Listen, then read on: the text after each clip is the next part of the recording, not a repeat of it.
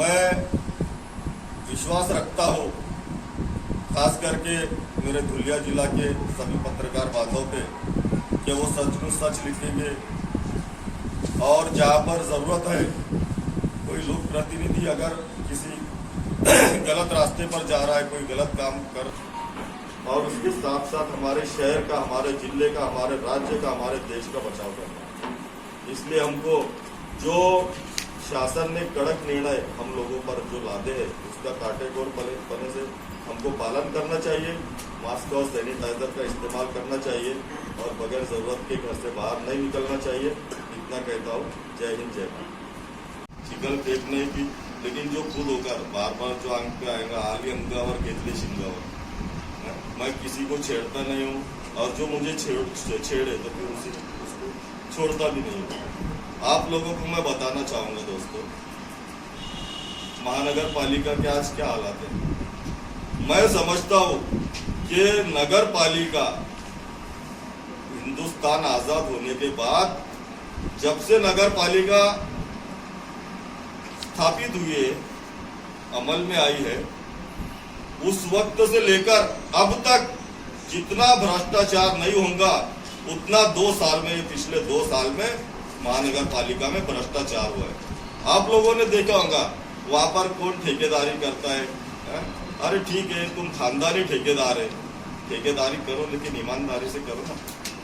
कचरे का ठेका तुम लेते हैं, कचरे का ठेका लेकर तुम लोग ये लॉकडाउन के पीरियड में भी यानी शासन की फसौनुक करते हैं। कचरा संकलन करने की बजाय तुम उसमें ईंट, रेती, मरून करते हैं। ठेकेदार कौन है आप देख लेना, अच्छी तरह से मालूमात ले लेना। पर्दे के पीछे कौन है वो आप लोगों को मालूम पड़ेगा। उसके बाद में ठीक है, एक अच्छा उनको मौका मिल गया, तो संजय भैया अग्रवाल है, उनको पकड़ के लाया। अरे त्या फारूक शाची फार वावा होते, चाल आपण पण देऊ, खर्च तू कर आणि नाव माझं निघेल। त्याला धरून आणला, त्या संजय अग्रवालांनी पण सांगितलं आम्ही पण ऑक्सिजन प्लांट उभारू। चला ठीक आहे बाबा। पुढे बाबा लिहिताय कोरोना काळात अनेकांचे प्राण वाचविले। तुम्ही काय भगवंत आहे, तुम्ही ईश्वर आहात का तुम्ही डॉक्टर आहात? अनेक जणांचे प्राण वाचविले। माझ्याकडे ते आहे, पेपर कात्र ठेवलेले आहे। अहो तुम्ही एक उदाहरण सांगा, एक जणाचे तुम्ही प्राण वाचवले, तुमच्या घरी येऊन तुमचा सत्कार करतो, तुमचं अभिनंदन करतो। जो सच बात है, जो लोगों को पटे ऐसी बात करो दोस्तों। उसके बाद एक प्रश्न आता है, वो झूठा पुल का काम बंद कर दिया था। आप लोगों को मैं वक्त आने पर यह भी बताऊंगा कि वहां पर जो शंकर भगवान की मूर्ति लगी हुई, वो मूर्ति वहां से हटाने के नापाक इरादे किन लोगों के थे, वक्त आने के ऊपर मैं ये भी बताने वाला हूँ। उसमें किसी ने अपनी जेब से पैसा खर्च नहीं किया।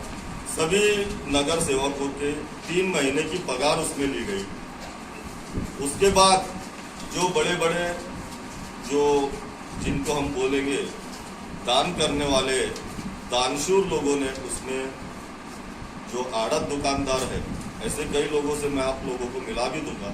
उन्होंने मुफ्त में, किसी ने चावल दिया, किसी ने गेहूं दिया, किसी ने दाल दिया, ऐसा लोगों ने मदद की और कार्यकर्ताओं ने मेहनत करके अनाज के पैकेट वगैरह बांटे। उसके बाद अभी ये होने के बाद पत्रकबाजी की गई और वो एक ठेकेदार कहता है कि भाई आमदार ने पत्रकबाजी की।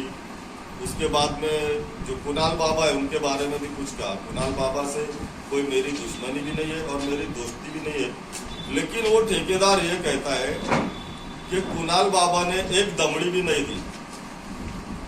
मैं देखिए, जो अच्छा काम करेगा हम लोग उसका अभिनंदन करेंगे। कुणाल बाबा ने जवाहर फाउंडेशन खोल दिया है, वहाँ पर हजारों रुग्ण उपचार ले रहे हैं। अपने जिले में 3 बाबा है। ये जो इनके बाबा है, इनके बाबा का एक बहुत बड़ा खानदेश कैंसर हॉस्पिटल है। अगर तुम दानशूर हो तो तुमने उसको दान कर देना चाहिए। हाँ, बगैर किराए के माल की हक तो तुम्हारा ही है, लेकिन कम से कम आज जो परिस्थिति निर्माण हो रही है, आज मरीजों को, आज रुग्णों को बेड नहीं मिल पा रहे हैं, वेंटिलेटर्स उपलब्ध नहीं है, ऑक्सीजन नहीं मिल रही है, तुम्हारा एक सुसज्ज हॉस्पिटल है, अगर तुम दानशूर हो तो उसको दे दो। मैं तो बहुत छोटा आदमी हूँ, मेरे जितनी प्रॉपर्टी है आप लोग बोलो, कोरोना से लड़ने के लिए मैं अपनी जान तक देने के लिए तैयार हूँ।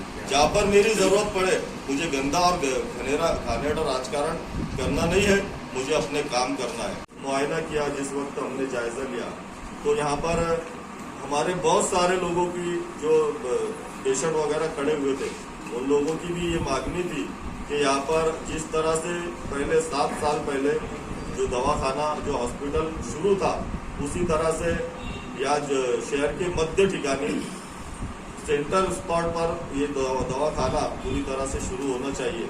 इसके लिए हमने बार बार मुख्यमंत्री से लेकर आरोग्य मंत्री उन सबको लेखी तकरार दी, लेखी पाठ पुरावा किया। उसके बाद हमने पिछले अधिवेशन में एक तारांकित प्रश्न लगाया और वहाँ पर ये जिला रुग्णालय की तमाम समस्याओं को बताया।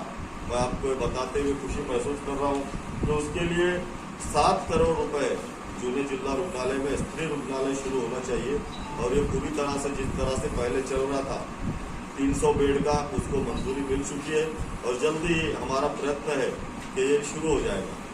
उसके बाद आप लोगों ने देखा होगा कि जहाँ भी कोरोना से लड़ने के लिए हम लोगों की जरूरत पड़ती